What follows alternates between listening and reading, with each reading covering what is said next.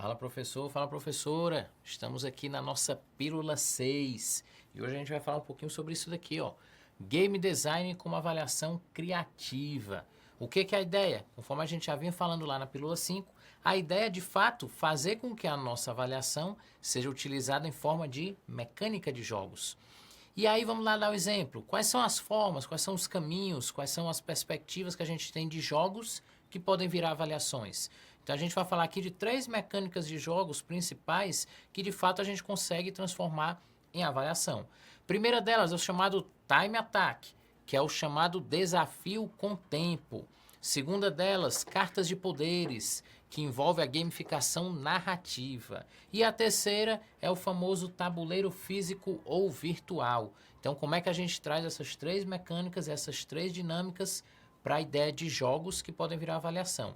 Então, vamos lá falar de cada uma delas. E aí, vamos lá, gente. O primeiro desafio, o famoso Time Attack, que é o famoso desafio com tempo. Ou seja, a gente vai criar uma dinâmica onde cada um precisa resolver questão sobre o tempo analisado.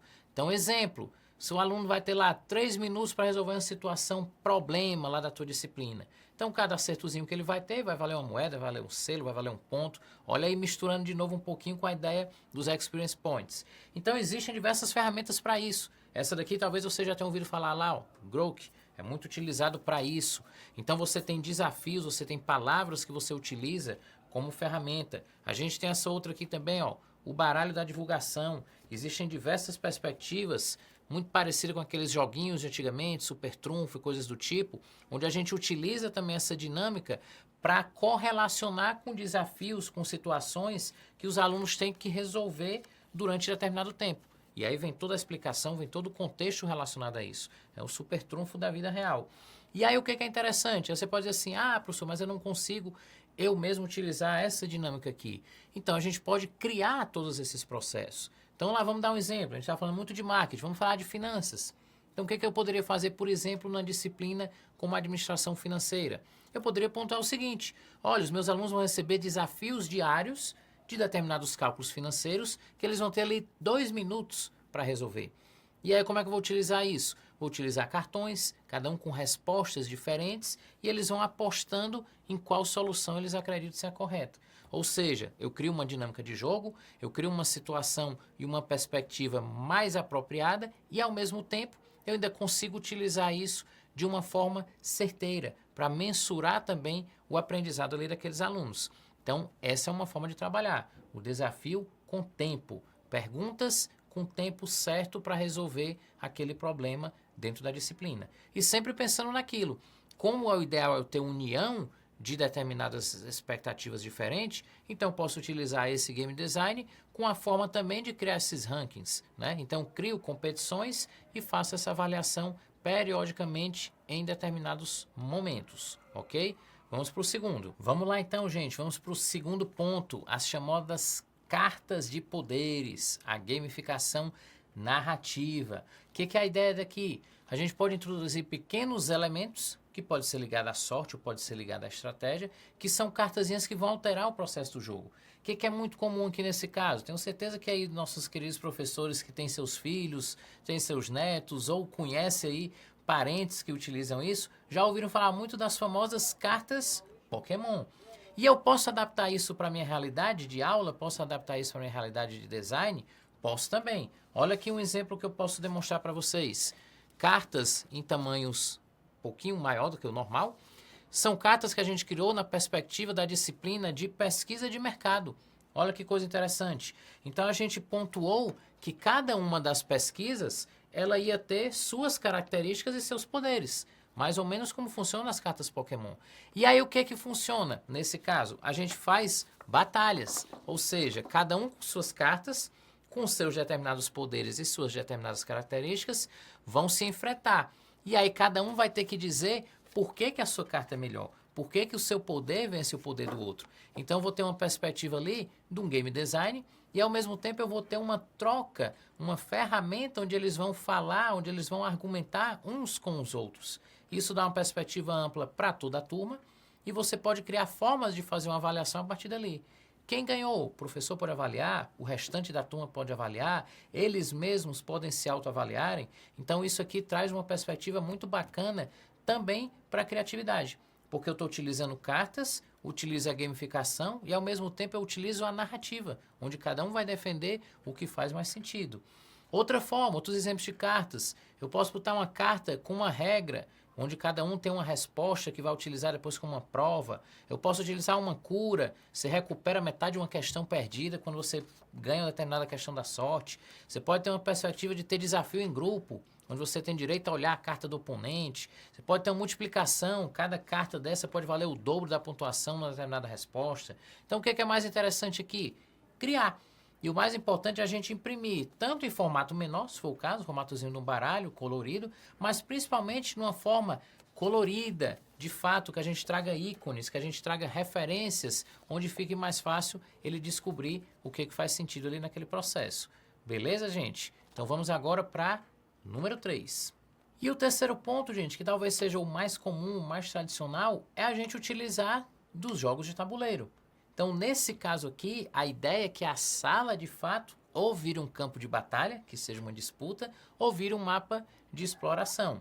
O que é o ideal? Que a gente consiga fazer com que cada aluno desse, ó, com o seu bonequinho, com o seu dadozinho, ele consiga se mover de casa em casa. Então, ou ele vai respondendo perguntas, ou ele vai enfrentando soluções, desafios, situações que ele tem que passar dentro da disciplina. Então, quem chega no final com mais pontos é quem conclui a jornada.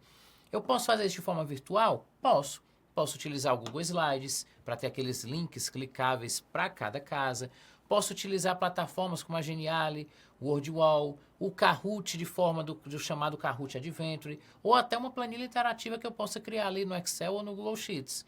Mas o que é o ideal, gente? O ideal mesmo é a gente conseguir fazer o cenário, a gente conseguir criar o nosso próprio tabuleiro, porque aí os alunos vão ter essa perspectiva visual. Isso vai funcionar muito melhor dentro da tua sala de aula, né? Então, por exemplo, se eu quero fazer ali dentro da disciplina de gestão de pessoas, já falamos aqui de marketing, já falamos aqui de finanças, trazendo para o lado das pessoas, né, do social, da gestão organizacional, como é que eu poderia utilizar isso?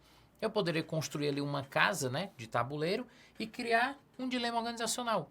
Eu tenho aqui um problema de liderança, eu tenho aqui um problema de motivação da minha equipe, como é que eu posso trabalhar com isso? Então, dentro dessa perspectiva, a partir do momento que o aluno acertasse, avançava. Se ele erra, ele volta uma casinha e a gente faz uma discussão, faz uma reflexão ali sobre aquele ponto. Então, a ideia do game design, e aí essa ideia do tabuleiro passa muito sobre isso também, é que a gente construa não só uma situação que tem uma jornada, que tem um caminho, mas que eu entenda todo o processo. Eu entenda cada ponto dessa jornada, eu entenda cada resposta, por que ela aconteceu, eu justifique cada conceito, cada ideia e, principalmente, que eu reflita por que aquilo aconteceu daquela maneira e com aquele propósito. Certo, professor? Certo, professora? E aí você vai me perguntar, beleza, mas aí, diante de tudo isso, como é que eu posso avaliar tendo rigor e tendo essa ideia lúdica também? Então, o que é o ponto principal aqui? A ideia não é utilizar isso daqui para substituir a avaliação. Não, a ideia principal é fazer isso de forma ressignificativa. Ou seja, a gente pode avaliar não só o aluno que chegou até o final do processo, mas avaliar o contexto como um todo. Eu posso avaliar participação ativa, posso avaliar argumentação, posso avaliar as ideias criativas em relação à resolução do problema, posso avaliar como é que foi a aplicação do conteúdo dele durante a jornada ali daquele jogo. E posso avaliar principalmente como é que funcionou a questão da cooperação e da estratégia em grupo. E aí você vai me perguntar, Davi, mas aí tem dicas práticas para poder fazer isso? Temos. O que é mais importante? Sempre, e aí isso aí vale não só para o game design como a gente está falando aqui hoje, mas vale para qualquer tipo de avaliação que você for fazer em forma de gamificação. O mais importante é a gente deixar claro quais são as rúbricas que a gente está utilizando da pontuação.